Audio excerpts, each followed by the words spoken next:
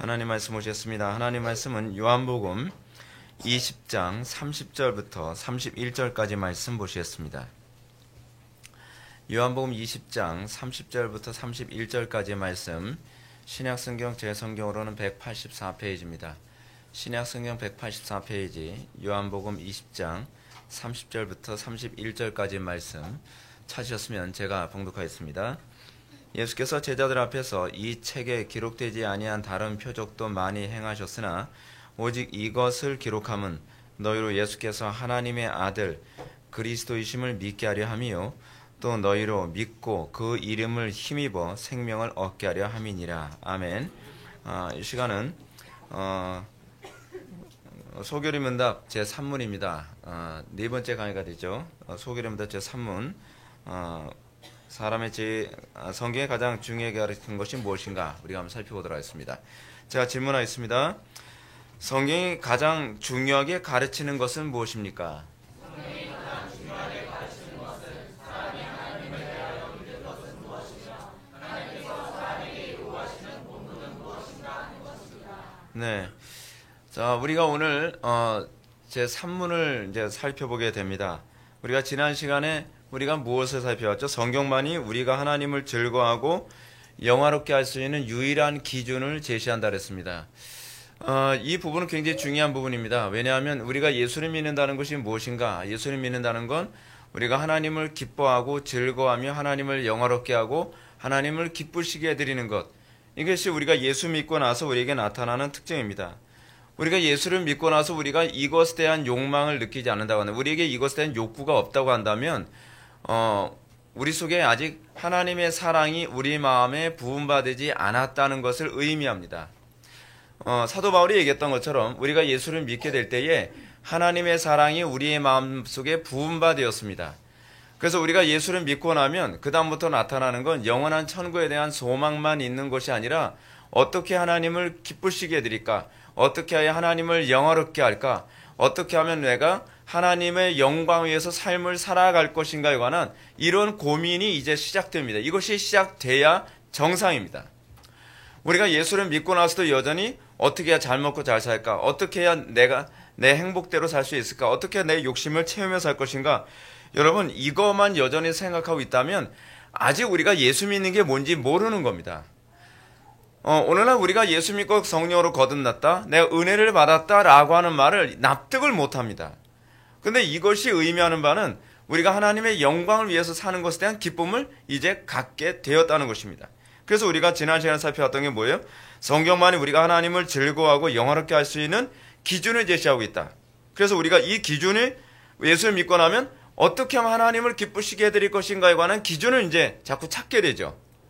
근데 여러분, 우리가 참되게 회심하고 나면 그 기준이 항상 그 기준에 대해서 우리가 고민하고 그것을 사모하게 됩니다.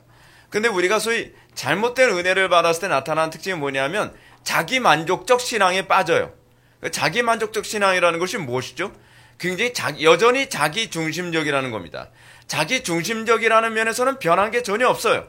그 종교로 탈바꿈했을 뿐입니다. 그러니까 내가 가지고 있는 믿음이 자기 만족적인가? 그렇지 않으면 하나님 사랑, 이웃 사랑인가에 관한 이 문제부터 우리는 근본적으로 접근해 들어가야만 합니다. 그래서 우리가 하나님을 기쁘시게 해드리고 하나님을 영화롭게 하며 그리고 하나님을 즐거워하는 기준으로서 성경에 관심을 갖게 되죠. 그러니까 여러분, 자기 만족적 신앙에 빠진 사람들의 특징이 무엇이냐면 자기가 은혜 받고 나면 그 다음부터는요 맨날 뭐만 따라다니냐면 자기의 만족을 추구하는 체험만 따라다녀요. 맨날 무슨 은사 집회 한다 그러면 은사 집회 하면서 그 엑스타시 체험을 하고, 또 어디서 찬양한다 그러면 찬양 집회 찾아다니고, 어디서 무슨 그 코미디처럼 재미있게 무슨 집회를 한다 그러면 그런 데만 찾아다녀요. 그래서 사람들이 자꾸 소위 은혜 받았습니다, 내가 오늘 참 좋았습니다 라고 하는 기준이 뭐냐면 내가 만족했다는 거예요. 이거는 기준이 잘못된 거예요. 그러니까 그 사람들의 특징이 뭐냐면요, 성경을 아는데 관심이 없어요. 성경을 아는데 관심을 갖는 사람은 어떤 사람이냐면 어떻게 하나님을 기쁘시게 해드릴 것인가에 관해서 고민하는 거예요. 여러분, 직통계시, 여러분 그걸 통해서 하나님을 영원하게 하는 거, 여러분 이건 믿을 수가 없어요. 물론 하나님께서 우리들에게 우리가 성경에 대한 지혜와 지식이 부족했을 경우에 하나님께서 직관이라는 방식으로 우리에게 가르쳐 주실 수도 있어요. 없다는 건 아니에요. 저도 그런 부분을 체험 안 한 게 아니기 때문에. 근데 이게 아니라 성경이 우리들에게 이미 가르쳐 주신다면 하나님께서는 이걸 통해서 말씀하시고, 또한 우리의 직관적 체험이 성경의 가르침과 우리가 동일하지 않다면, 소위 이것이 일맥상통하지 않는다고 한다면 그거는 가짜죠. 가짜. 사실은 그 체험을 통해서 자기 만족을 하는 겁니다. 여러분, 어떤 그 영적 체험이라는 것이 가져다주는 중독성 아십니까? 그 중독성 장난 아닙니다. 영적 체험 한번 해보기 시작하면요, 사람들이 그 체험만 자꾸 따라다닙니다. 그리고 내가 무슨 체험을 하기 시작하잖아요. 그러면 내가 하나님이 된 것 같아요. 여러분 그거 아세요? 제가 딱 기도만 해도 여러분들 일주일 동안 뭐 어떻게 하고 살았는지 안다고 생각해 보십시오. 그거요 굉장히 묘하거든요. 옛날에 제가 20대 때 그랬어요. 20대 때 기도만 하면 일주일 만에 제가 이제 아버지 목회하시는 교회 가서 사역을, 제가 부교육자 사역을 하러 딱 오면요, 집사람들 얼굴 딱 보면 한 주 동안 어떻게 사는지 다 알아지는 거예요. 그 집사람들이 무섭다 그러더라고요. 예. 그러면 자기가 좀 하나님 된 것 같잖아요. 근데 그게 신앙생활이 아니에요. 신앙생활이라는 건 자기 만족이 아니라 하나님 만족이고 이웃 만족이죠. 그렇죠? 그래서 항상 예수 믿고 나면 뭐에 대한 생각만 해요. 어떻게 하면 하나님을 기쁘시게 해드릴까? 어떻게 하면 이웃에게 유익을 끼치며 살 것인가? 그것을 우리는 뭐라고 얘기해요? 율법이라죠. 율법. 하나님 사랑, 이웃 사랑. 그렇지 않습니까? 그래서 여러분 이것과 관련해서 이 교리문답 전체 구조를 한번 보겠습니다. 전체 구조. 전체 구조를 보시게 되면 여기 있죠. 제가 지난 시간에 보여줬던 구조를 다시 좀 더 간추렸습니다. 1부는 신앙의 내용으로서 교리. 그래서 1문부터 38문까지 이게 신앙의 내용이죠. 교리를 다루고 있다 그랬습니다. 교리를 다루고 있는데 서로는 우리 제 1문 인간의 목적이 무엇인가? 사람이 제일 되는 목적이 무엇인가? 그게 이제 1문이 이제 그 얘기하고 있다면 이제 2문부터 38문까지 그 신앙에 대해서 얘기하고 있습니다. 신앙에 대해서. 그리고 2문부터 3문은 뭐예요? 성경론을 얘기하고 있어요. 그렇죠? 성경에 관해서. 그 4문부터 이제 다음 시간부터 살펴볼 4문부터 38문까지가 우리가 요번에 이제 소결의 문답 그 3문에서 얘기하는 것 중에 뭐죠? 성경이 하나님께 대해서 우리가 믿을 것이 무엇인가라고 하는 부분을 4문부터 38문까지 그 얘기를 하고 있어요. 구조가 굉장히 단단해요. 이 소결의 문답이 그냥 만들어진 것이 아니라 굉장히 단단한 구조를 가지고 만들어졌어요. 그래서 1문 사람의 제일 되는 목적이 무엇입니까? 사람의 제일 되는 목적 하나님을 영화롭게 하는 것과 영원토록 그를 즐거워하는 것입니다. 그러면 제 2문에서 뭘 얘기하죠? 그러면 우리가 어떻게 하나님을 영화롭게 하고 그를 영원토록 즐거워할 것인지를 우리에게 제시해준 규칙은 무엇입니까? 신구약 성경 우리에게 하나님을 어떻게 영화롭게 하고 영원토록 그를 즐거워할 것인가를 제시한 유일한 규칙입니다 하면서 그걸 성경에 관해서 성경을 소개하죠. 그렇죠? 그리고 나서 제 3문으로 들어와서 오늘 얘기가 나오는 거죠. 오늘 얘기가 뭐예요? 성경이 가장 중요하게 가르치는 것은 사람이 하나님에 대해서 믿을 것이 무엇이며 어디까지요? 4문부터 38문까지. 그렇죠? 그 신앙에 관해서 우리가 무엇을 믿을 것인가에 관해서.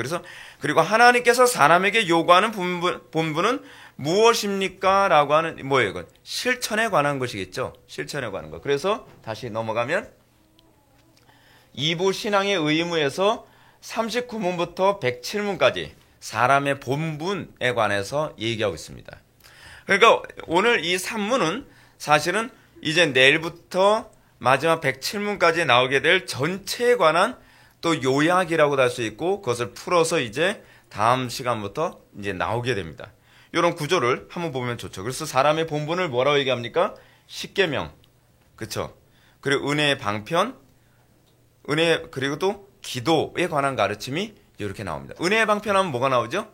세례와 성찬과 그리고 기도, 그리고 또 은혜의 방편하면 말씀, 뭐 이런 식이 이제 되겠죠. 그죠? 그런 식으로 이제 언급하게 됩니다. 자, 그래서 우리가 제 5문, 대교리 문답 5문 한번 봅시다. 대교리 문답 5문이 어떻게 나왔나? 성경이 주로 가르치는 것은 무엇입니까? 성경이 주로 가르치는 것은 사람이 하나님에 대해서 무엇을 믿어야 하는가와 하나님께서 사람에게 요구하시는 본분 본분. 가로쓸 때 duty 그렇죠. duty 많이. 이거 공항에 가면 많이 나오는 게 duty free. 그렇죠. 세금. 그 세금이라는 말로도 사용하지만 이 duty가 뭐로 사용하냐면 의무. 하나님께 대한 우리의 의무. 여러분, 우리가 하나님의 계명을 지키고 기도 생활하고 그 성리의 삶을 살아가는 건요, 의무예요. 자꾸 이거 안 해도 된다는 식으로 무율법적으로 가는 경향이 많이 있고, 뭐 믿음으로 구원받는 거지 뭐 행위로 구원받나요? 그러지만 아니에요. 우리가 하나님으로부터 그 큰 은혜를 받았으면 우리가 취해야 될 본분, 이 듀티가 뭐예요? 계명 준수하는 거예요. 기도 생활하는 거예요. 기도 생활 안 해도 되는 게 아니에요. 여러분, 왜 기도 생활하라는 것인가? 이 부분에 대해서 제가 잠깐만 언급합시다. 기도를 안 하면 안 되는 이유는 무엇이냐면 우리의 유익을 위해서가 아니라 하나님의 작정 때문이에요. 하나님께서 선하신 작정을 하시는데 하나님께서는 우리의 기도를 사용하시기로 작정하셨어요.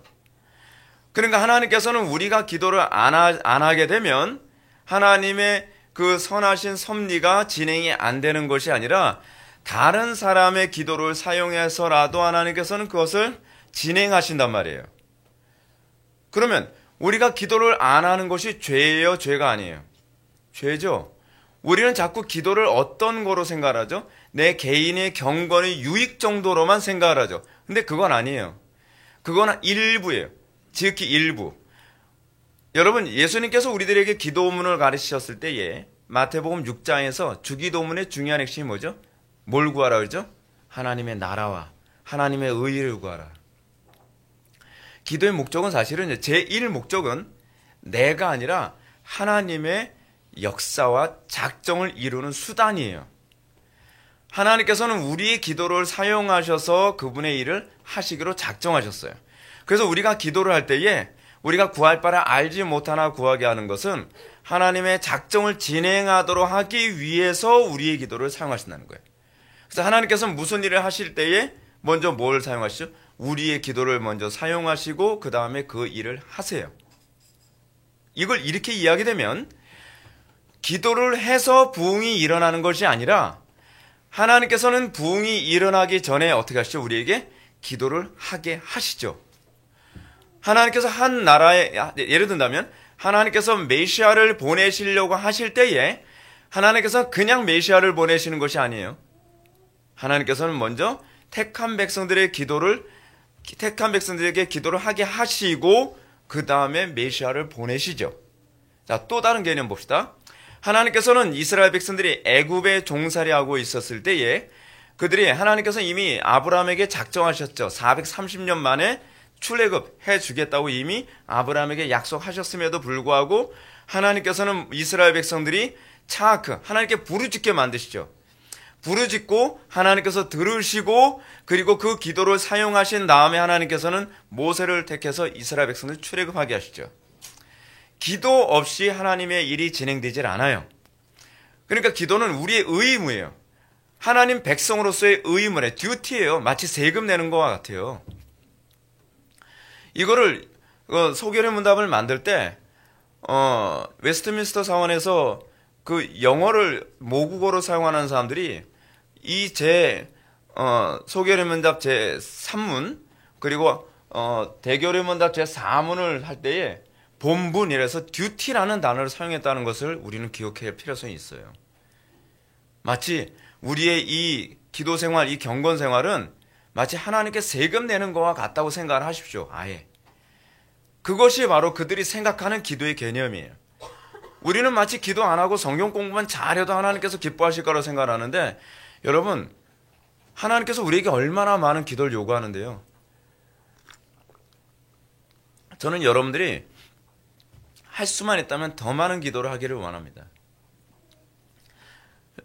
예수님조차도요, 기도하지 않고서는 일을 하지 않으셨어요. 아니, 예수님조차도 그렇게 기도를 하셨고, 예수님도 어떻게 기도하셨죠? 밤이 맞도록 기도하시고, 새벽 미명에 기도하시고, 저녁 늦게까지 기도하시고, 그 예수님의 기도 생활이었어요. 지금 우리나라는 종교개혁 때와 같은 부흥이 필요한 때거든요. 이런 때 우리는 뭘 해야 될까요? 우리는 자꾸 이렇게 생각을 합니다. 열심히 복음을 증거하면 된대요. 맞아요. 틀리지 않아요. 근데 그거 이전에 우리가 해야 될 게 하나 있어요. 항상 우리는 행동하기 전에 먼저 해야 될 게 하나 있어요. 뭐죠? 기도예요. 그래서 조지 뮬러가 기도보다 앞서지 말자라고 얘기하잖아요. 왜 그런지 아세요? 기도하지 않고 행한 것은 다 나의 일이기 때문에 그래요. 그리고 그게 다 자기 의가 돼버려요. 그러나 기도하고 행한 것은 하나님의 일이 돼요. 우리는 이걸 잊어서는 안 돼요. 우리는 기도하지 않고 이 땅의 부흥을 위해서 열심히 뛰려고 그래요. 그것보다 더 급한 건 기도하는 거예요. 기도하지 않고 행하는 모든 일은 자기 일이라는 것을 기억하십시오.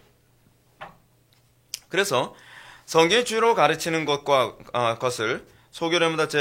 대교례입니다. 제 5문이요. 5문에서 이렇게 얘기하고, 사람이 하나님께 대해서 믿을 것은 무엇인가? 여러분, 이것과 관련해서 우리는 믿음을 구성하는 요소가 무엇인가 한번 봅시다. 믿음을 구성하는 요소. 첫 번째는 뭐예요? 대상이 있어야죠. 여러분, 내가 누굴 믿느냐에 관한 부분이 분명해야 되는 건 아닙니까? 그래서 여러분, 십계명의 제1계명이 뭐예요? 나 이외에 다른 신을 내게 있게 하지 말지니라. 근데 왜 자꾸 요번에 성경을 번역하면서도 왜 이렇게 번역을 했는지 모르겠어요. 원래는 내 앞에 다른 신들이에요. 원래는 신들을 내게 있게 말지니라예요. 내 앞에요. 여러분, NIV 성경 제가 이렇게 밑에 기록을 해놨는데, NIV 성경에서도 뭐라 할까요? You shall have no other gods before me. Before me. 내 앞에요. 이거 왜 before me라고 하는 말을 사용했을까? 이게 사실 히브리어 원문에 더 가까운 표현이거든요. 다신 숭배하지 말란 얘기거든요. 다신 숭배하지 말라는 거예요. 한 신만 숭배해라. 그 믿는 대상이 명확해야 된다는 거예요.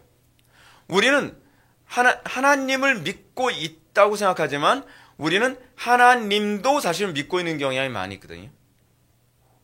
지금 제1계명은 너희들이 하나님만 믿고 있느냐에 관한 질문을 던지고 있는 거거든요. 대상. 여러분들 대상 얘기해서 당연히 하나님 믿죠. 아니, 지금 제1계명은 우리들에게 그 질문을 던지는 것이 아니라 하나님만을 믿음의 대상으로 삼고 있느냐에 관해서 질문을 던지고 있는 거예요. 10계명의 제1계명은 그것부터 명확히 하라는 거예요. 근데 우리는 오늘날 한국교회 교인들 거의 상당수가 내가 하나님과 우상을 겸하여 섬기고 있는지에 관해서 사실은 의식을 안 하고 있어요. 왜냐하면 적어도 여러분들 지난 한 주 동안 절 갔다가 수요일 날은 예배당 오시는 분들은 아니시죠? 여러분들 절과 교회를 겸하여 섬기지 않죠? 그죠? 우리는 이런 종교식으로는 우리는 혼란을 겪지 않는단 말이에요. 그렇잖아요. 여러분들은 성당과 교회를 겸하여 섬기지 않죠? 그렇잖아요. 여러분 이슬람 사원과 예배당을 겸하여 종교 생활하지 않죠? 여러분 이것에 혼란이 없어요. 그래서 여러분들 자꾸 어떻게 생각하냐면 나는 하나님만 믿고 있다고 생각하는 거예요. 근데 아니죠. 성경 우리들에게 우상이라고 규정하는 대상은 사실은 종교적인 신의 개념만이 아니에요. 하나님보다 더 사랑하는 그 무엇이란 말이에요. 그렇죠? 그래서 믿음을 규정하려면 믿음을 구성하는 가장 첫 번째 뭐냐면 내가 믿는 대상이 only one이냐에 관한 질문이에요. 오로지 나는 하나님만 섬기느냐. 그렇죠? 예수님이 뭐라고 말씀하셨죠? 하나님과 만몬을 겸하여 섬길 수 없다. 사도 바울이 고린도전서에서도 뭐라고 했죠? 그리스도와 벨리알이 조화를 이룰 수 없다. 그렇죠? 겸하여 섬길 수 없는 거예요. 그래서 끊임없이 여러분 공예배를 통해서 설교자를 통해 여러분들에게 던지는 질문이 뭐냐면 여러분들 속에는 우상이 뭐냐에 대해서 계속 질문을 던지는 거예요.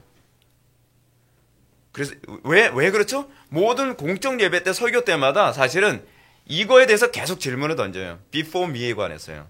그렇죠? You shall have no other gods before me. 하나님 앞에, 내 앞에 다른 하나님을 섬기고 있는가? 또 다른 하나님을 겸하여 섬기고 있는가? 이게 여러분들이 믿음을 구성하는 가장 기초적이고 첫 번째 조건이라는 걸 기억하십시오. 첫 번째 관문부터 힘들죠. 첫 번째 관문부터 힘들어요. 그럼 두 번째 관문 봅시다.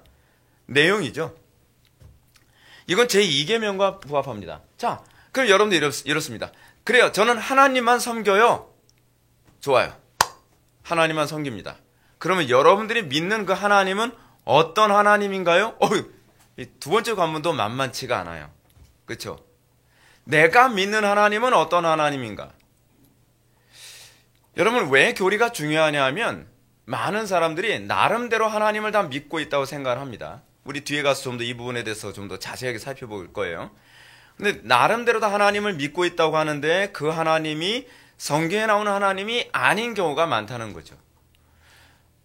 사실은 이건 저의 신앙 고백이기도 해요. 제가 20대 초반에 은혜를 받고 나서 제가 깨달은 게 뭔지 아십니까? 하나서부터 저는 제대로 알고 믿은 게 없었다는 걸 제가 알았어요. 전 모태신앙이었어요. 모태신앙.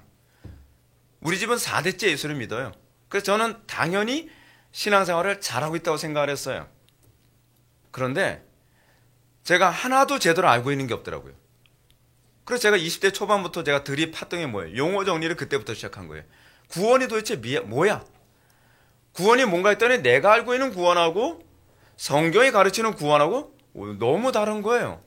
제가 알고 있는 구원이 이방 종교의 구원관을 가지고 있었던 거예요. 그리고 천국 얘기하는데 내가 알고 있는 천국하고 성경에 가르치는 천국이 너무 다른 거예요. 그리고 내가 알고 있는 그리스도와 성경에서 얘기하는 그리스도가 너무 다른 거예요. 내가 알고 있는 교회와 성경에 가르치는 교회가 너무 다른 거예요. 뭘 믿은 거예요 도대체 여러분? 믿음의 내용에 대해서 여러분 얼마나 관심을 갖고 있어요?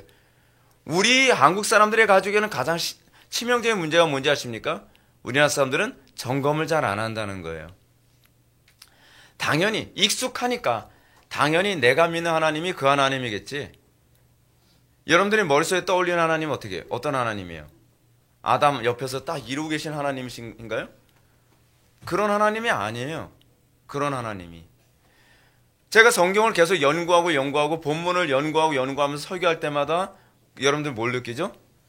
여러분은 당연히 나는 이거는 제대로 알고 있다고 생각했던 것이 또 이것도 아니었네, 이것도 아니었네, 이것도 아니었네 계속 깨지죠.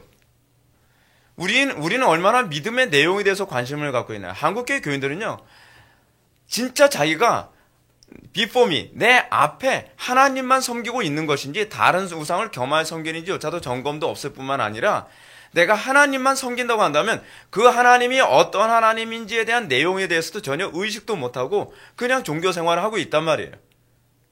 몇 명이나 천국같이 저도 진짜 궁금해요. 네. 정말 궁금해요. 실제로 여러분 노아의 때도 몇 명 구원받았어요? 소돔과 고모라 때도 몇 명 구원받았어요?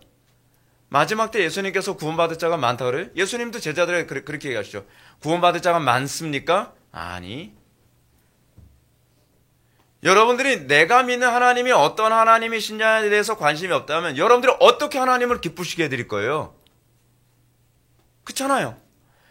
여러분들이 기쁘시게 한다고 하는, 제가 이 말씀 잘 드릴게요.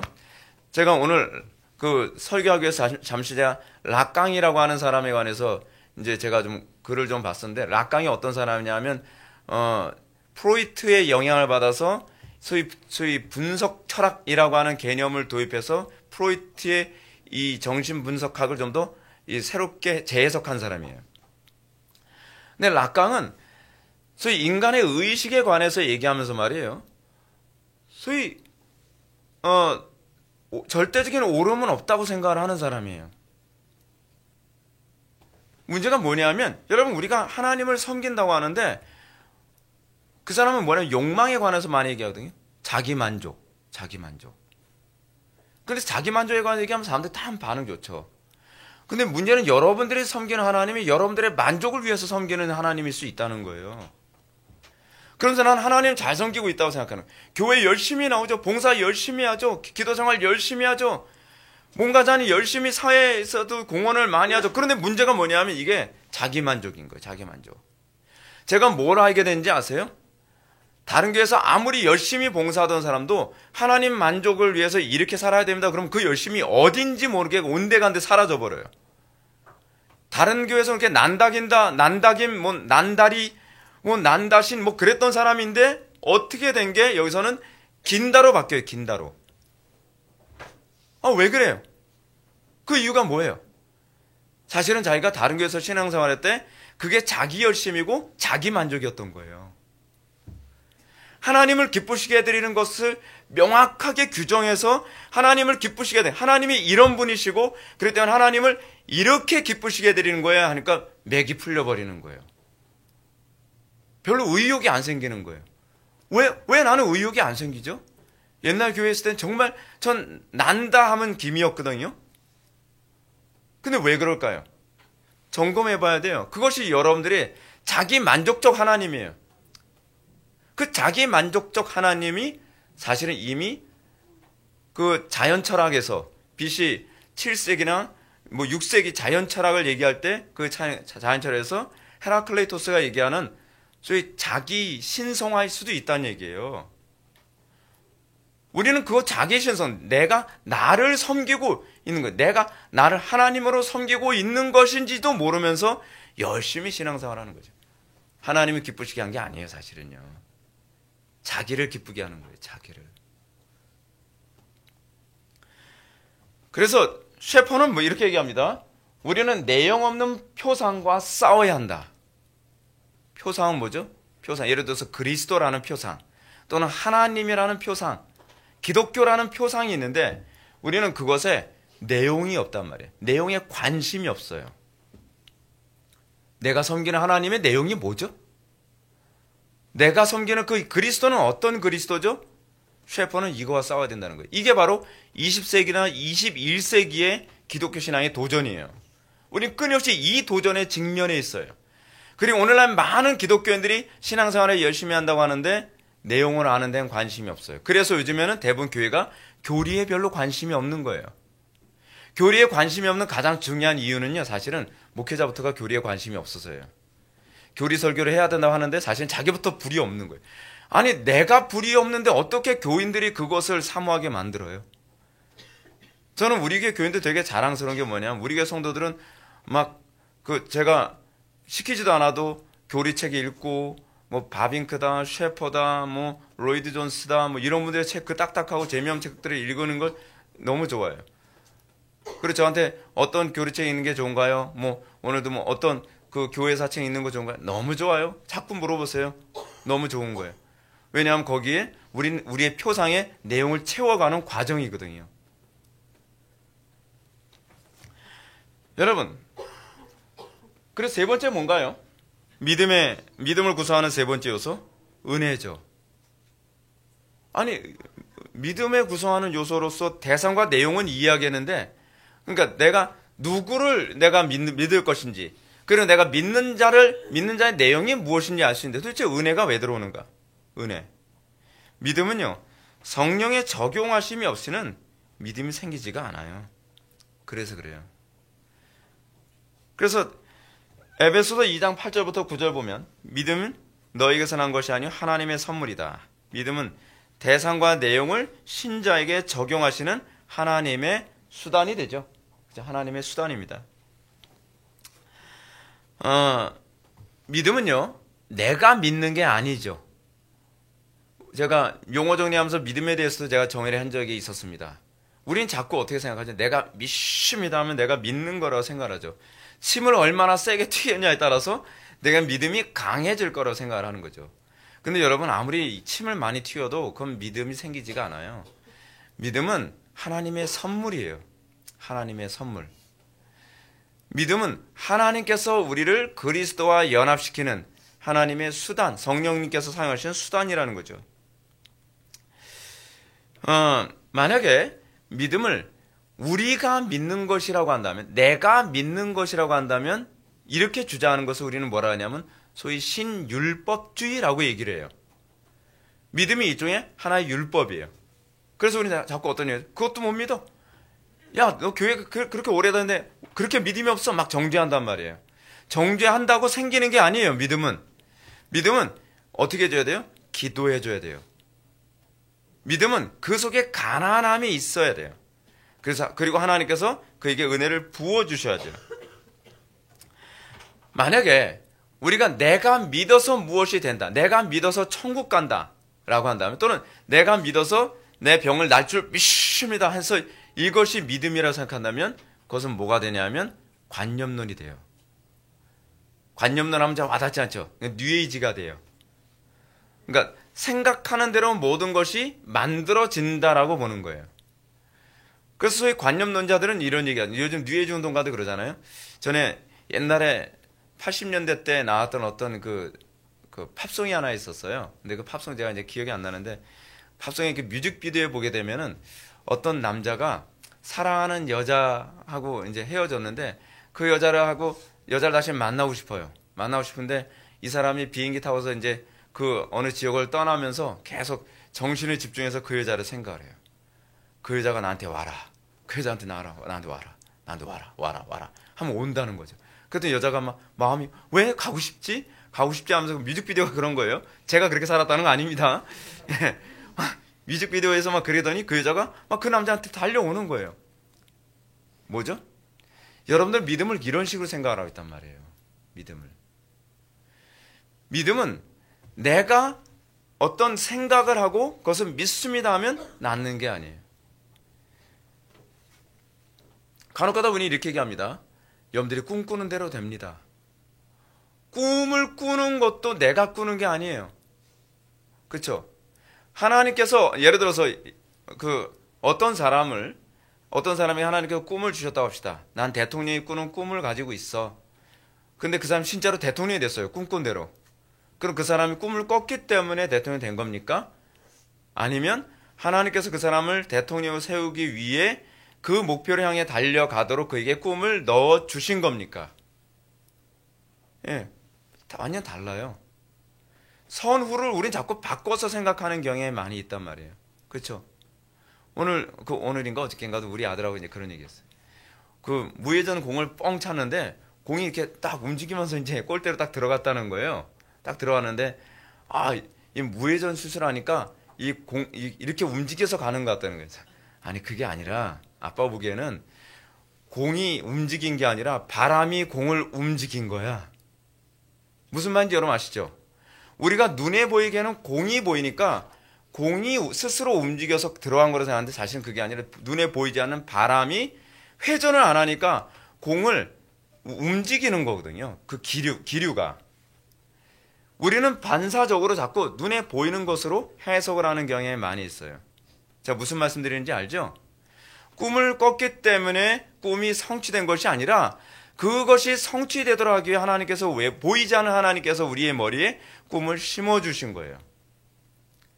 여러분 요셉을 생각해 보세요. 요셉이 꿈을 꿨기 때문에 총리가 된 겁니까? 아니면 총리가 될 것이라는 것을 하나님께서 꿈을 꾸게 하신 겁니까? 여기서 인본주의와 신본주의가 여기서 갈라지는 거예요. 그러니까 제가 믿음이 은혜다라고 하는 부분을 잘 보시죠. 믿음은 은혜입니다. 믿음은 은혜예요.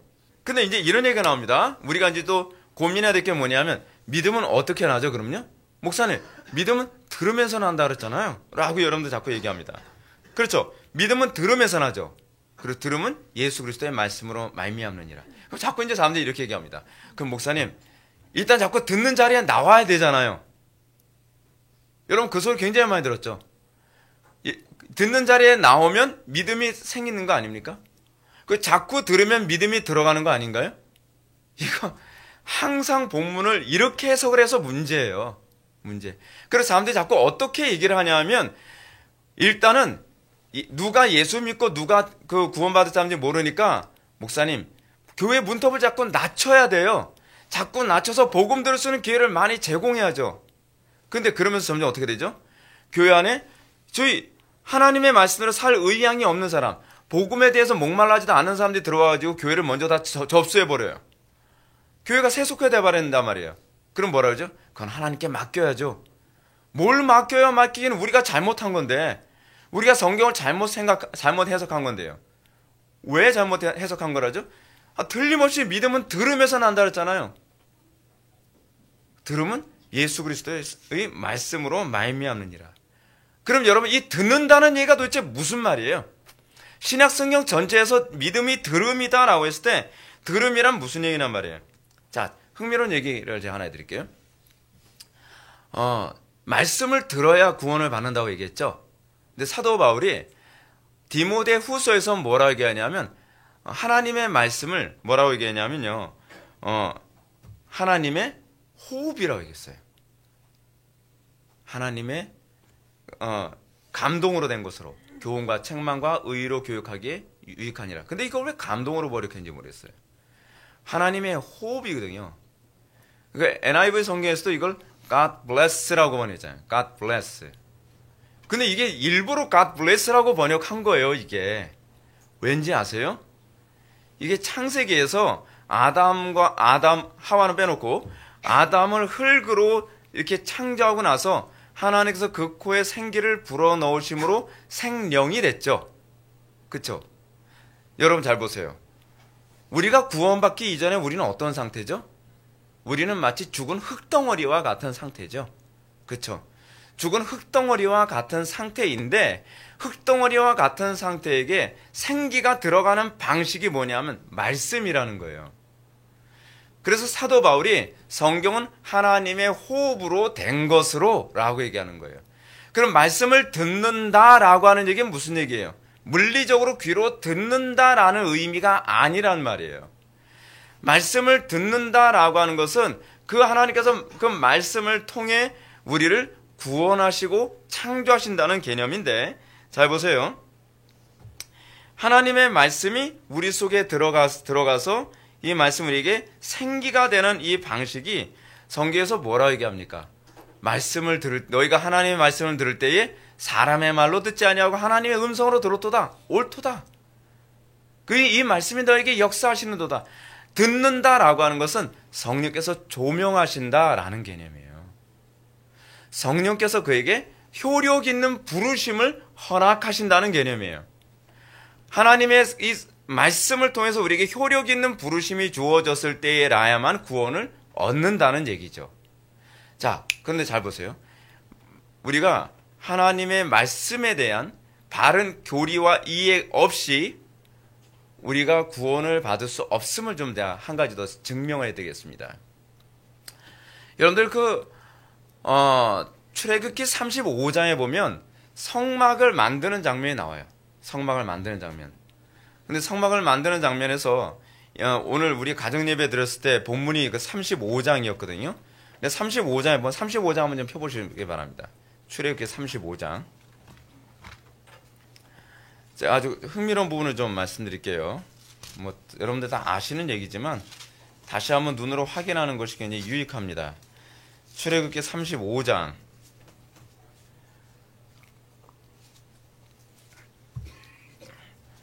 35장 피셨으면 35장에서 하나님께서 성막을 만드는 데 있어서 10절 한번 보게 되면 35장 10절 무릇 너희 중 마음이 지혜로운 자, 이 지혜로운 자라는 얘기가 나오죠.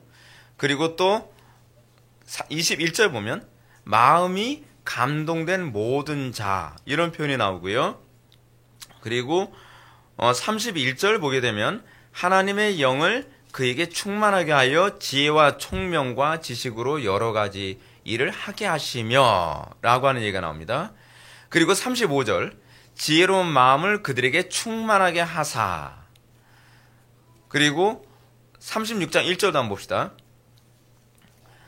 부살레과 오홀리압과 및 마음이 지혜로운 사람 곧 여호와께서 지혜와 총명을 부으사 성소에서 쓸 모든 것을 할 줄 알게 하신 자들은 모두 여호와께서 명령하신 대로 할 것이니라. 모세가 부살레과 오홀리압과 및 마음이 지혜로운 사람, 계속 반복해서 얘기하죠. 곧 그 마음에 여호와께로부터 지혜를 얻고 와서 그 일을 하려고 마음에 원하는 모든 자, 이런 얘기가 자꾸 나와요. 여러분 이렇게 얘기합시다. 이거 이해하기 쉽게 이렇게 얘기할게요. 우리식으로 다이렉트로 제가 설명할게요. 여러분 교리가 있어요. 교리라고 하는 성전을 건축하는 재료가 있단 말이에요. 근데 교리라는 성전을 건축하는 재료가 있는데 그 지혜가 없으면 여러분 그 재료가 있다고 해서 성전을 건축할 수 있어요? 없어요? 없죠. 금덩어리도 있고요. 그리고 조각목도 있고요. 그리고 갖가지 천도 있고 성막을 건조할 수 있는 많은 조건이 다 있는데 문제는 뭐냐? 하나님께서 그에게 지혜를 안 주시면 이 물건을 어디다 쓰는 것이요? 금덩어리는 어디다 써야 되지? 에이 모르겠다. 금덩어리 가지고 뭐 만들어요? 황금 송아지나 만들자. 나무 조각 가지고 뭐예요? 추운데 불이나 뗄까? 놋 가지고 뭐예요? 이거 엉뚱한 짓 한단 말이에요. 교리가 뭔지 아세요? 교리는 마치 우리의 신앙의 성전을 건축하기 위해서 우리에게 주어진 이 재료와 같아요. 재료가 있는데 문제가 뭐냐면 성령의 감동과 조명이 없는 사람들이 뭐냐면 교리 기껏 배워놓고서 어떻게 해요? 삶에 적용을 하나도 못해요. 그 교리 가지고 신앙의 성전을 건축해야 될까요? 아니에요. 교회를 성전이 되게 만들어야 될 게 아니에요. 여러분들의 가정이 성전이 되게 만들어야 되고, 여러분들의 직장과 캠퍼스가 성전이 되게 만들어야 되고, 정치계가 성전이 되게 만들어야 되잖아요. 근데 문제가 뭐냐면 기껏 교리는 열심히 배워요. 그리고 달달달 외워요. 근데 이 교리 어디다 써먹는지 모르는 거예요. 왜 그렇죠? 하나님으로부터 지혜와 총명과 그리고 뭘 안 받아서 그래? 지식의 영? 총명의 영을 못 받아서 그런 거예요. 제가 무슨 말씀드리냐면 우리가 교리만 많이 배우면 신앙 좋아질 거라고 하는 생각 집어치우란 말이에요. 교리가 필요 없다는 게 아니에요. 재료가 있어야 반드시 성전을 지을 수 있는 것처럼, 성막을 지을 수 있는 것처럼 재료가 있어야죠. 근데 문제는 재료를 어떻게 사용할지 모르는데 어떻게 성막을 지을 거냔 말이에요. 성막을 짓는 주체는 성령님이시란 말이죠. 성령님. 우리가 기도도 하지 않고 성령님을 의지하지 않으면서 내 이성을 가지고 그거 가지고서 성막 짓는 걸 하나님께서 성막이라고 허용 안 하신단 말이에요. 여러분들이 오늘날 개혁교회의 문제가 무엇이냐면 교리만 얘기할 줄 알았지 그 교리를 나의 삶에 구체적으로 어떻게 져야 될지 전혀 모르고 그거 가지고서 잘난 체하고 있는 것이 문제란 말이에요. 우리가 믿음의 내용 좋죠. 믿음의 대상 좋아요. 대상과 내용 좋은데 문제는 뭐냐면 그거로 어떻게 우리의 믿음을 구성할 거냔 말이에요. 제가 왜 기도하지 않는 것 그리고 제가 왜 성령의 감동 없는 신앙을 쓰레기 같은 신앙이라고 자꾸 제가 얘기하냐 하면 그것은요 우상 숭배를 해도 전혀 모르는 신앙이란 말이에요. 우리는 도대체 믿음이 어디에 써먹는 건지 성령님에 의해서 어떻게 우리의 이 교리가 세워지는지에 대한 인식이 전혀 없이 이걸 신앙이라고 자꾸 생각하면서 내가 교리 많이 하니까 신앙이다. 내가 교리를 많이 알고 있으니까 너보다 신앙이 좋다. 성경에 교리 많이 알고 있다고 신앙 좋다고 얘기한 적 없어요. 아니 삼일체 교리 하나 배워서도 그 교리를 어디에 써먹는지도 모르는데 써먹는다고 제가 표현하는 건 좀 죄송하지만 거룩한 성전을 건축하는데 그 귀한 삼일체 교리와 같은 근 같은 그 교리를 뭐하라고 주신 것인지조차도 모르는 사람들이 어떻게 이걸 신앙이라고 얘기할 수 있냔 말이에요. 이게 지금 개혁교회가 가지고 있는 위험이고 지금 위기란 말이에요. 위기. 이걸 뭐 잔뜩 쌓아놓긴 했는데 뭔가 성막을 건축할 수 있는 재료는 산더미처럼 쌓아놨는데 이걸 어디다 접목해서 어떻게 써먹어야 될지 모르니까 결국 교리는 많이 알고 있어도 세상 사람들하고 구별됨이 하나도 없어요. 이게 심각한 거예요. 굉장히 심각한 겁니다. 믿음은 어떻게 해요? 들으면서 나죠. 근데 그 들음이 하나님께서 우리에게 호흡이 돼서 우리를 생명으로 만드시는 것. 그래서 여러분 우리가 믿음이 있다라고 하는 것은 내 속에 내가 영생이 나와야 돼요. 영생의 삶이 나오지 않는다고 한다면 하나님의 그 말씀이 내 속에서 나를 생명이 되게 한 하나님의 호흡이라고 우리는 생각할 수 없다는 거예요. 귀로 듣는 거 큰 의미 없어요. 중요한 건 귀로 듣는 것이 여러분들 심령속에 지진을 일으키고 그 귀로 듣는 것이 여러분들 삶을 변화시키지 않으면 소용이 없다는 거예요. 여러분 기껏 여러분 설교 들어도 성령의 조명하심 없이 설교 들으면 어떻습니까? 적용을 엉뚱하게 하잖아요. 이게 왜요? 지혜와 총명과 계시의 정신이 없어서 그런 거예요. 아무리 듣는다고 여러분들 신앙 성장하는 거 아니에요. 기껏 설교 듣고서 엉뚱하게 신앙생활하고 있어요. 그 얘기하죠. 아니 제가 그렇게 신앙생활하는 거 아니라 그랬잖아요. 저는 틀림없이 그렇게 들었는데요. 왜 그렇죠? 성령께서 우리를 조명하시는 그리고 성령께서 우리의 성전을 짓게 하시는 성령의 이끌리심이 무엇인지 모르기 때문에 그런 거예요. 기도 안 하면요 여러분 신앙생활 제대로 못해요. 하나님의 말씀이 여러분들 심령속에 지진을 안 일으키면 그 지식은요 데이터로는 들어갈 수 있어요. 여러분들 자꾸 그런 얘기 하죠. 목사님 다 알아요, 다 알아요. 저는 다 알아요, 다 알아요 하는 사람들이 제일 위험하다고 생각이 들어요. 알긴 뭘 알아요. 그거 가지고 신앙의 성전 한번 제대로 건축도 못한 인간이 뭘 안다고 얘기하냔 말이에요. 그래서 맨날 딴 데 가서 뻘짓하고 엉뚱한 짓하고 돌아다니고 이게 문제죠. 믿음은 들음에서 나며 들음은 그리스도의 말씀으로 말미암느니라라고 하는 이 말씀, 그리고 사도 바울이 디모데에게 말씀을 하나님의 호흡이라고 한 이 말씀을 연결하면 그것을 우리가 이렇게 이해할 수 있죠. 하나님의 말씀이 새로운 피조물을 만드는 하나님의 그래서 호흡이라고 하는 걸, 루아흐라고 하는 걸 우리가 알 수 있습니다. 그리고 두 번째 이제 다음으로 넘어가면 올바른 믿음의 내용, 하나님의 호흡이라고 하는 부분 봅시다. 성경에 기록된 목적은 우리가 믿는 바가 무엇인지 알게 하는데 목적이 있습니다. 즉 하나님을 믿는다는 것이 중요한 것이 아니라 어떤 하나님을 믿느냐가 중요한 거예요. 어떤 하나님. 내가 믿는 하나님이 과연 성경의 하나님이냐가 항상 성경의 주된 관심이에요. 그래서 여러분 구약에서 무슨 표현이 나오죠? 아브라함의 하나님, 이삭의 하나님, 야곱의 하나님. 룻기에서도 나오미가 룻 보고 뭐라고 얘기하죠? 내가 어머니의 하나님을 섬기겠나이다. 그렇죠? 여러분들이 믿는 하나님이 어떤 하나님이냔 말이에요. 여러분들이 우리 교회에서 신앙생활하는 건 여러분들이 내가 이 김 목사가 믿는 하나님이 성경에 나오는 하나님이라고 믿기 때문에 이 자리에 와서 그 같은 하나님 믿겠다는 거예요. 저는 우리의 신앙의 선배들이 신앙 고백서를 통해서 우리에게 주신 개혁자들이 우리에게 물려준 그 하나님을 믿는 것이 옳다고 믿기 때문에 저도 그 신앙의 계보를 전 따라가고 있는 거예요. 그래서 우리를 뭐라고 얘기하냐면 소위 개혁파 신앙이라고 얘기하는 거예요. 역사적 개혁파 신앙이라고 얘기하는 거죠. 셰퍼는 오늘날 기독교의 위기가 뭐라고요? 내용 없는 표상의 신앙이라고 꼬집어서 얘기했죠. 자, 그러면 우리가 이것과 관련해서 올바른 믿음의 내용이 무엇인가? 올바른 믿음의 내용은 우리가 하나님의 호흡을 받은 것인지 아닌지를 구별하는 시금석이 됩니다.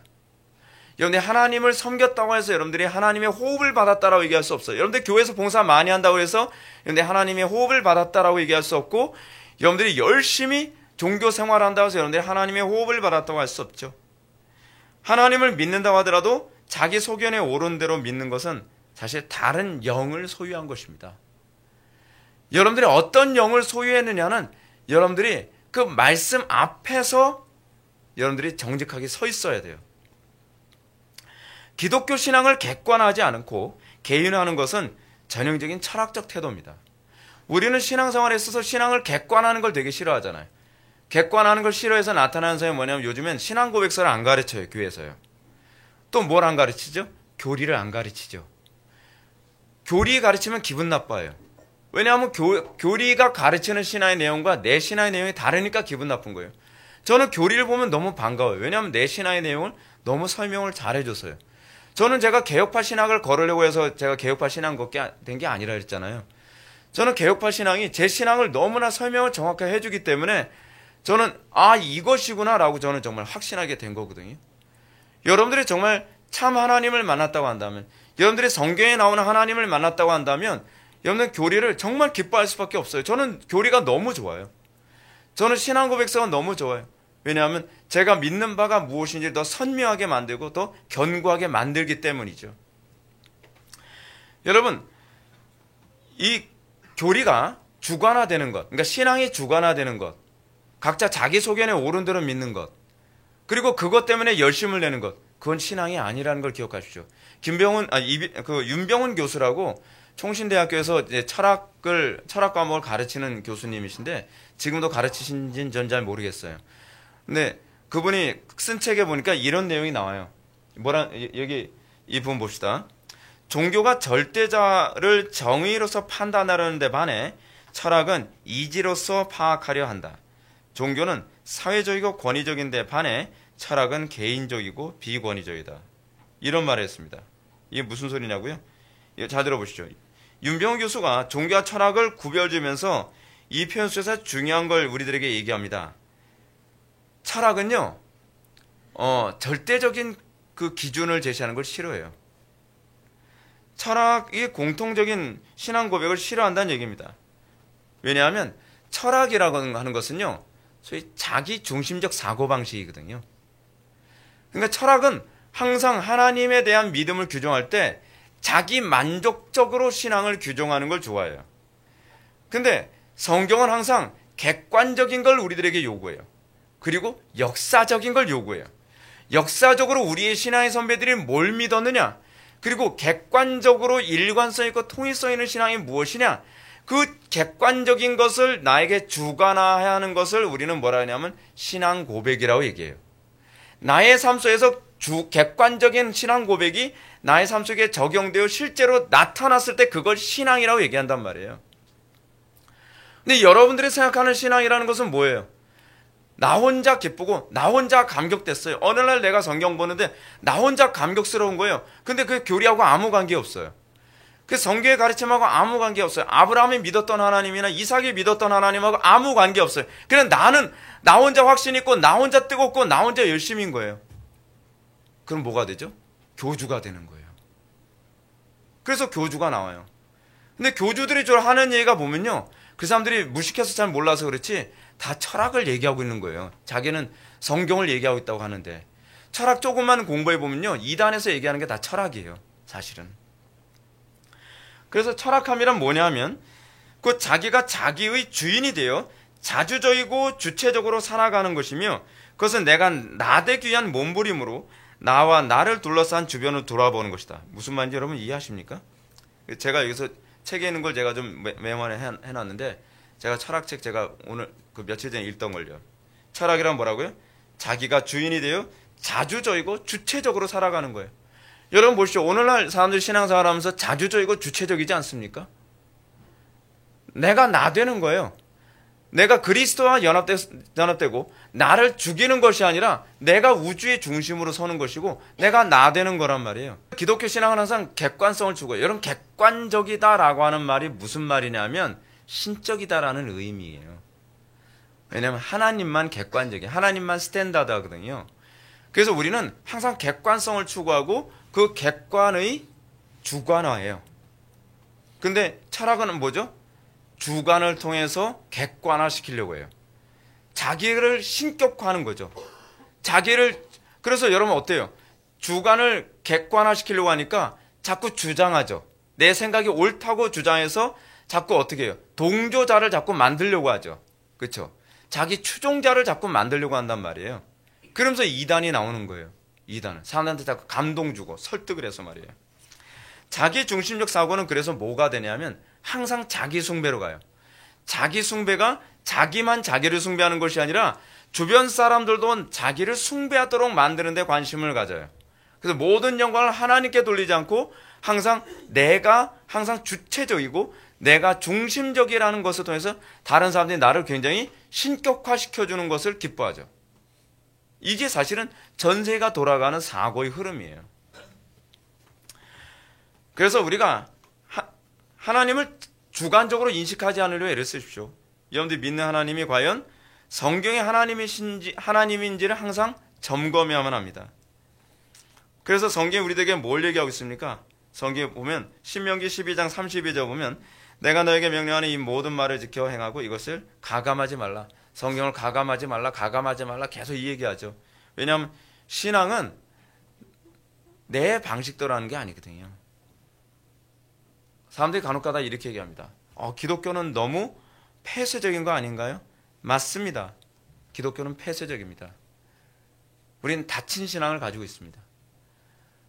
요번에 우리가 여름 수련회, 이제 내년에 여름 수련회 하게 되면 신론을 우리가 공부해야 될 텐데, 신론에서 공부하는 게 뭐냐면 열린 신앙이거든요. 열리면 다 좋은 것 같죠. 근데 아니에요. 우리는 닫힌 신론을 추구해요. 닫힌 신론. 세상 사람들은 열린 신론. 하나님께서는 다 그 모든 걸 다 포용한다고 생각하는 거죠. 그래서 작정도 포기해야 되고 예정도 포기해야 되고 하나님의 주권도 포기해야 되고 인간의 주권도 어느 정도 허용이 되고, 이 허용된다는 얘기가 열린 신학이라는 개념이에요. 열린 신론이라는 개념이에요. 거기서 우리는 되게 좋아하는 거예요. 내 생각도 하나님께서 좀 받아줘야 되고, 그렇죠? 그리고 내 의지도 인간의 어떤 결단 이것도 하나님께서 좀 받아주셔야 되고, 이걸 뭐래? 이게 바로 열린 신론이거든요. 근데 거기서 여러분들 굉장히 기분이 좋아하시죠. 근데 하나님이 모든 걸 결정하신다? 소위 다친 신론을 얘기하면 마음이 다치죠. 예. 여러분, 신앙생활은 근데 거기에 굴복하는 게 신앙입니다. 거기에. 그러면 사람이 하나님에 대해서 믿을 것이 무엇입니까? 우리는 본능적으로 믿고 싶은 것만 믿으려고 하죠. 그렇죠? 우리는 믿고 싶은 것만 믿으려고 합니다. 이 사회를 보더라도 여러분, 진실은 그다지 중요하지 않다고 생각을 해요. 그렇죠? 사람들은 어떻게 해요? 매스컴을 들으면서도 내가 믿고 싶은 것만 믿죠. 인터넷을 보면서도 어떻게 해요? 내가 믿고 싶은 것만 찾죠. 검색을 하죠. 그렇죠? 그래서 자기의 믿음을 그렇게 강화시키죠. 그거는 자기 믿음이지 성경적 믿음이 아니란 말이에요. 요즘 교인들은 어떻죠? 설교로 들어도 내가 듣고 싶은 설교만 듣죠. 아무리 설교를 정확하게 잘해도 오늘도 아마 여러분들 사이에서 그런 사람이 있을까봐 제가 우려가 되는데, 내가 듣고 싶은 내 마음에 합당한 것만 아멘하고 내 마음에 안 맞으면 노멘해요. 근데 그건 신앙이 아니에요. 신앙은 이것이 성경에 맞는다고 한다면 나를 부인하고 하나님께 맞추는 거예요. 락강이 이런 얘기했습니다. 락강. 제가 아까 말씀드렸던 것처럼 락강은 정신분석학자입니다. 구조주의적 관점에서 이 프로이트의 정신분석학을 재해석한 사람이거든요. 근데 락강이 뭐라고 얘기하냐면, 각 사람은 자기가 원하는 대로 그러니까 진실은 허구의 구조를 지닌다, 그렇게 얘기했어요. 진실은 허구의 구조를 지닌다. 무슨 얘기인지 아세요? 진실은 없다. 진실은 생각하게 달려있다는 거예요. 그러니까 여러분, 락강이 보는 관점에서는 예를 들어서 이 차가 와서 사람을 죽였다 그러면 어떻게 봐요? 락강은 차가 와서 사람을 죽일 수도 있지만 오는 차에 저 사람이 부딪힐 수도 있지. 말 되는 것 같아요. 요즘에 우리나라 사회 안에서 나타나는 수많은 궤변적 논리라고 하는 것이 사실은 락강이 주장하는 이런 정신분석학적 개념이 많이 밑바탕에 깔려 있어요. 모든 건 해석하게 달려 있다는 거예요. 뭘 너만 옳다 그래? 절대적으로 옳은 건 없어 라고 얘기하는 거예요. 그래서 락강의 관점을 리버럴한 사람들이 다 그쪽의 관점을 굉장히 많이 수용하죠. 근데 문제는 뭐냐면, 우리가 성경 읽을 때 그렇게 읽는 거 좋아하지 않나요? 내 입맛에 맞게 성경을 해석하는 거예요. 내 입맛에 맞게 성경을 들여다보는 거예요. 그게 여러분 기분 좋잖아요. 거기서 아멘이 되는 거죠. 근데 여러분들의 성경에서 틀렸다라고 하면 굉장히 기분 나빠지죠.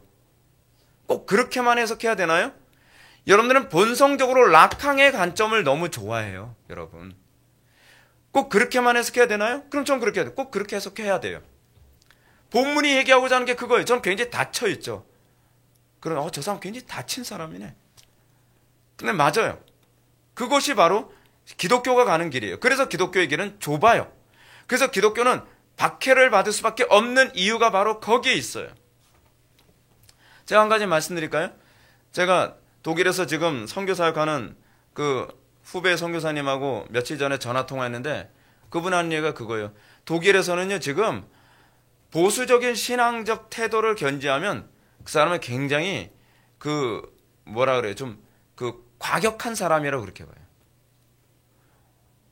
그러니까 신앙이 저 사람 너무 과격하다. 어떻게 신앙생활 저렇게 하냐? 포용할 수 있어야지. 포용력이 너무 없다라고 얘기해요. 그러니까 뭐라고 얘기하냐면, 이 상태로 갔다가는 우리 기독교가 박해받는 날은 멀지 않은 것 같다라고 그래요. 그게 바로 유럽의 전체 분위기래요. 여러분, 박해받더라도 여러분 이것만 옳다라고 여러분 믿음 주장할 수 있어요? 락강처럼 너도 옳고 나도 옳고 복이 달려있지, 그렇게도 생각할 수 있지. 세상 사람들은 점점 다 그렇게 생각을 해요. 여러분, 락강 별로 못 들어봤죠? 근데 락강은요, 지금 리버럴한 쪽, 레프트에 있는 사람들은 락강 책은 거의 다 읽어보는 사람들이에요. 사고가 다 그렇게 무장되어 있다는 거예요. 하여간 여러분, 그러면 믿음에 관해서 우리는 어떻게 하는 거예요? 오늘 본문과 관련해서 한번 봅시다. 오늘 본문 보게 되면, 예수께서 제자들 앞에서 이 책을 기록되지 아니한 다른 표적도 많이 행하셨으나 오직 이것을 기록하면 너희로 예수께서 하나님의 아들 그리스도의 있음을 믿게 하려 하며 또 너희로 믿고 그 이름을 힘입어 생명을 얻게 하려 함이라 라고 얘기했습니다.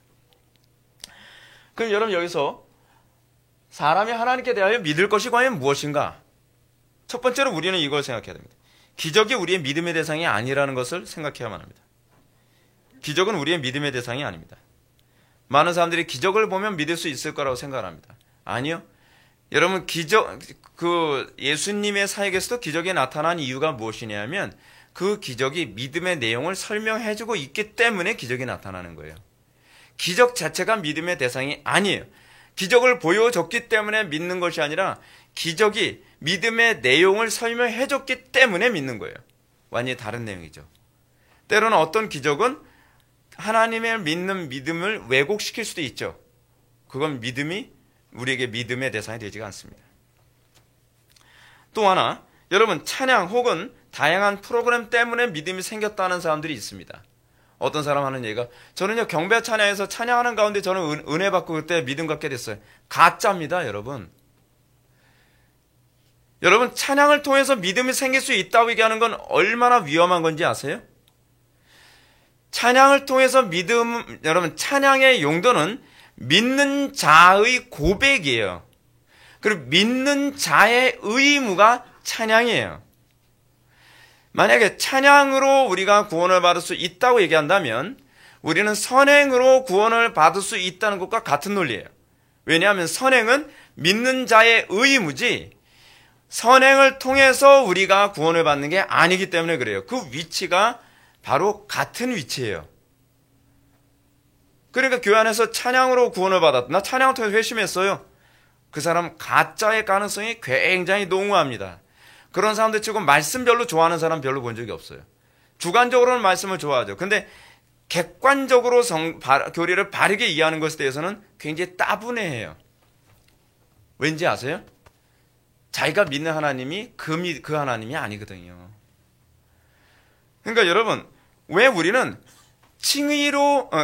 칭의와 성화를 얘기할 때 칭의가 앞에 오고 성화가 뒤에 온다라고 얘기하냐 하면 로마 가톨릭과의 차이가 여기에 있기 때문에 그렇습니다. 로마 가톨릭은 칭의가 앞에 오고 성화가 앞에 오고 뒤에 칭의가 온다고 생각하는 거예요. 선행을 많이 해서 칭의를 얻는다고 생각한다는 거예요. 그게 로마 가톨릭의 사고방식이거든요. 근데 요렇게 얘기하게 되면 눈치 빨리 채니까 어떤 식으로 이제 딱 탈바꿈을 하냐면 찬양을 통해서 나는 칭의 됐다라고 얘기를 하는 거예요. 여러분들 하나님을 사랑하지도 않는데 어떻게 찬양을 해요? 찬양은 누가 하는 거예요? 구원받은 자의 고백이 그게 바로 찬양을 하는 거거든요. 찬양이 리듬에 좋아서 그 종교를 선택한 거죠. 사실은요. 여기서 여러분들 속으면 안 됩니다. 그 두 번째로 들음은 믿음에서 난다. 여기서 들음이란 아까 얘기했죠. 물리적으로 듣는 것을 말하는 것이 아니죠. 여기서 듣는다는 이 얘기는 성령의 그 효력 있는 부르심을 얘기하는 개념입니다. 네. 아까 제가 설명했기 때문에 두 번째 건 패스합니다. 세 번째, 그럼 믿음의 내용은 무엇인가에 관한 얘기를 봅시다. 믿음의 내용. 자, 믿음의 내용은 무엇인가? 본절에서는 예수께서 하나님의 아들이심을 믿는 것이라고 가르칩니다. 이 말은 예수님이 나의 왕임을 믿는 거예요. 그리스도라는 말이 뭐죠? 왕이란 얘기죠. 기름 부음을 받은 자. 기름 부음을 받은 자 하게 되면 사람들이 유대인들이 항상 떠올리는 게 왕, 제사장, 선지자 중에서 왕을 먼저 떠올린다 그랬죠. 메시아 하게 되면 다윗과 같은 왕을 떠올리는 개념이에요.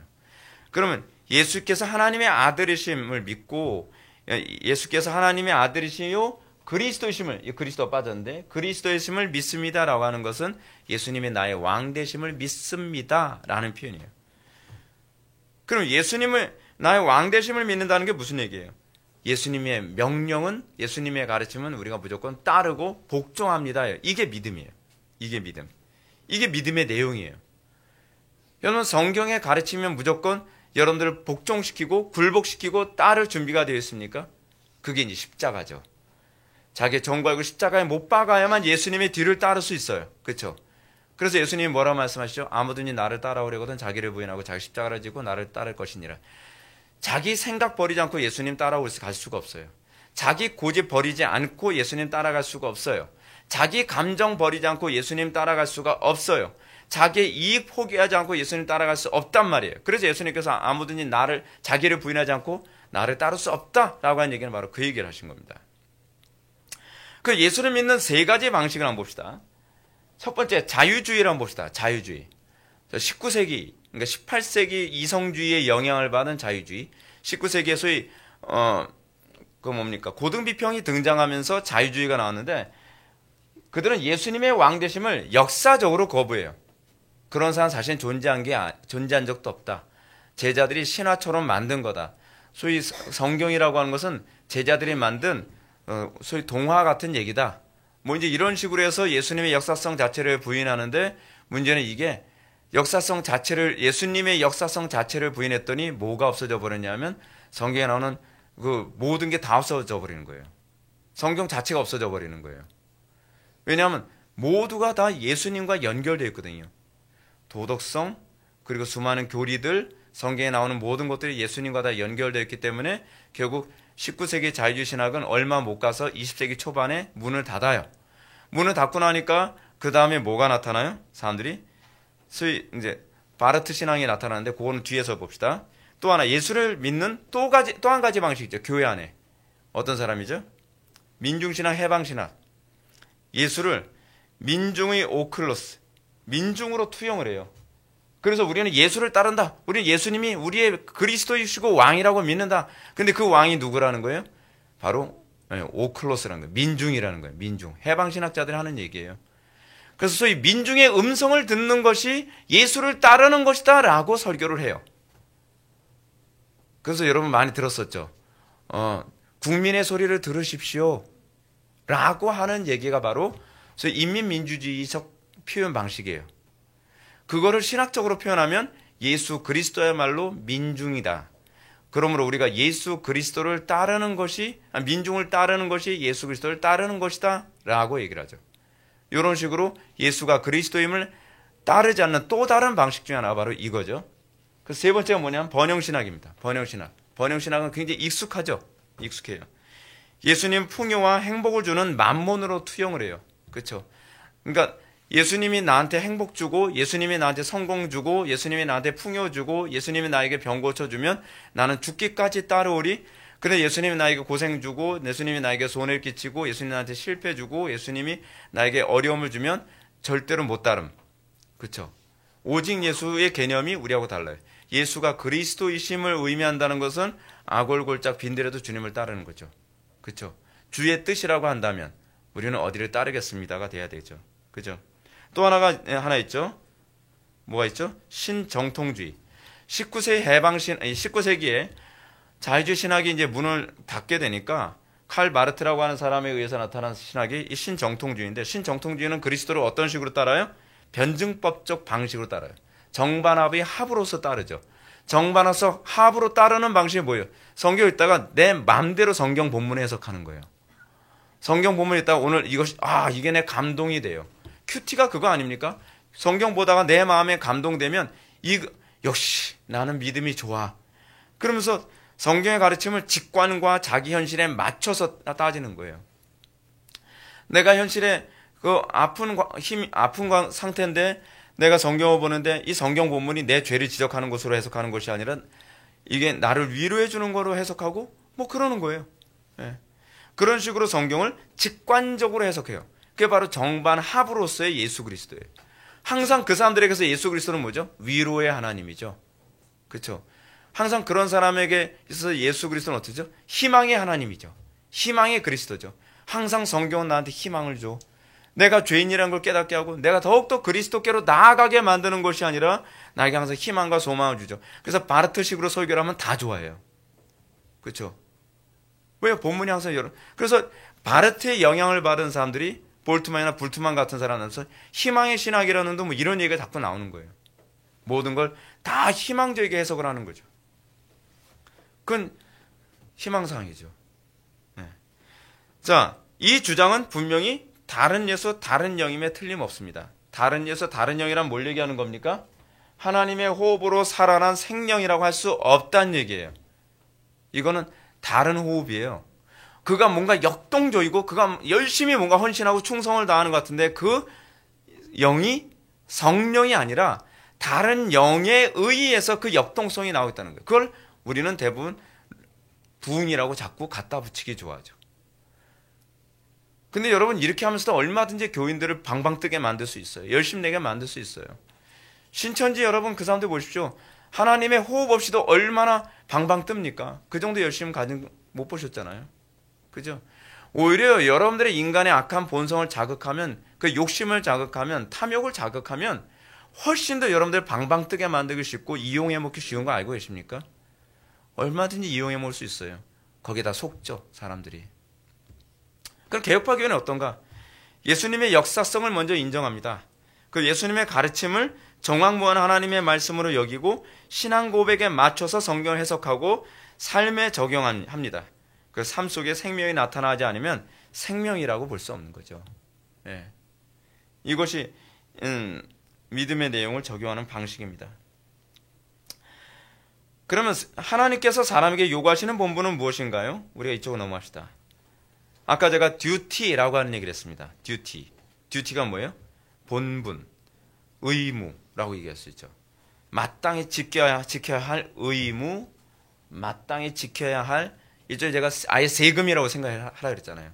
그런데 예수를 믿었다고 한다면, 여러분 예수 그리스도에 의해서 그 생명을 여러분 빚을 졌다고 한다면, 실제로 빚이라고 얘기하잖아요. 은혜의 빚을 졌다고 한다면, 우리가 하나님의 말씀대로 살아가는 것이, 그것이 우리의 의무죠. 하나님을 영화롭게 하고 하나님을 기쁘시게 해드리며, 우리가 성경의 근거에 어떻게 하든지 하나님을 기쁘시게 해드리면서 살아가는 것, 이것이 마땅한 의무죠. 믿음의 내용을 정보로만 생각하고 마땅히 지켜야 할 의무를 소홀히 한다면 그 믿음은 참되다라고 볼 수 없어요. 오늘날 한국교회 교인들의 문제가 뭔지 아십니까? 믿음의 본분에 굉장히 게을러요. 성경 우리들에게 뭐라고 얘기했죠? 맡은 자에게 구할 것을 충성이라고 얘기하는데 충성되지 않아요. 악하고 게을러요. 그건 뭘 얘기하는 거냐면 본분에 충실하지 못하다는 얘기예요. 우리는 본분에 충실해야 돼요. 그렇죠? 그럼 죽은 정통이란 무엇인가? 아까 윤병훈 교수의 말을 제가 하나 더 인용하겠습니다. 너무 좋은 말이라서. 한번 봅시다. 죽은 정통이란, 신은 그에게 있어서 필수적이지만 기도의 대상으로서가 아니라 다만 자신의 이론 체계의 구성을 위해서 지적으로만 추구하는 것을 말한다. 이것은 모든 존재자의 규명을 위한 이성의 신봉일 뿐이다. 무슨 말인지 이해가 가십니까? 너무 적절하게 표현했어요. 하나님이란 존재가 있는데 여러분들에서 하나님이란 존재는 필수적이죠. 그렇죠? 필수적인데 기도의 대상이 되진 않아요. 오늘날 여러분 우리 개혁파 교회를 보십시오. 하나님은 우리에게 필수인데 교리 열심히 공부하죠. 근데 그 하나님이 우리의 기도의 대상이 되진 않는 거예요. 제가 개혁파 목회를 하시는 분들이라든지 개혁파 교인들 만나면 기도 생활 합니까? 성경을 많이 아는 게 그게 기도죠. 성경 읽는 게 기도죠. 성경에도 없는 이상한 괴상한 교리까지 만들어내고 있어요. 그런 말이 어디 있어요? 그 예수님 맨날 앉아서 성경만 읽으셨나요? 아니잖아요. 예수님 기도하셨잖아요. 근데 왜 그 팩트까지 그거를 부정해가면서 성경을 많이 읽는 게 기도라는 그런 회개망측한 궤변을 늘어놓냐 말이에요. 그 기도 많이 하지 않는 것에 대해서 죄책감이 없어요. 그래서 꼭 한다는 얘기거든요. 많이 해야 기도인가요? 그러면 적게 하는 게 기도인가요? 저는 그렇게 얘기하고 싶어요. 그렇잖아요. 아니, 적게 하는 게 정당화될 수 있는 건가요? 아니, 많이 하는 것이 정당화될 수는 없다고 저는 생각을 해요. 그러나 우리가 정말 하나님을 뜨겁게 사랑한다면 많이 기도하게 돼 있죠. 여러분들 사랑하면 대화 많이 하고 싶지 않나요? 안 그래요? 저는 마음으로 그냥 항상 사랑을 나누는데요. 그러지 않잖아요. 사랑하면 자동적으로 대화를 많이 하게 돼 있죠. 우리가 하나님을 사랑하면 자동적으로 대화를 많이 하게 돼 있죠. 기도를 많이 하게 되어 있죠. 근데 문제는 뭐냐면 이 죽은 정통의 특징이 뭐냐면 교리나 이런 지식적인 것을 추구하는 데는 굉장히 필수적이고 열심을 내지만 기도의 대상이 안 되는 거예요. 다만 자신의 이론 체계의 구성을 위해서 그걸 위해서 교리를 공부하는 거예요. 내 신앙적 이론 체계를 잡기 위해서. 그러면 이건 뭐라 그래요? 스콜라주의라는 거죠. 이걸 교조주의라고 얘기하는 거죠. 스콜라주의, 교조주의. 그래서 제가 뒤에다 좀 더 모든 존재자의 규명을 위한 이성의 신봉이라고 하죠. 신봉. 자기 이성을 신봉하는 또 다른 방식이에요. 교리를 사용하면서. 그래서 나 똑똑하지 항상 그러잖아요. 기도로 이 교리를 통해서 하나님을 더 섬기기 위해 기도하는 그 삶을 살아가지 않으면 자꾸 똑똑한 걸 자랑해요. 너 책 몇 권 읽었는데? 너 이 책 읽어봤어? 너 얼마나 아는데? 뭐 자꾸 그런 거. 그런 식으로 이성을 신봉하는 거죠. 이성을요. 세상적인 거 가지고 신봉하면 손가락질 당하니까요. 자, 여기까지 합시다.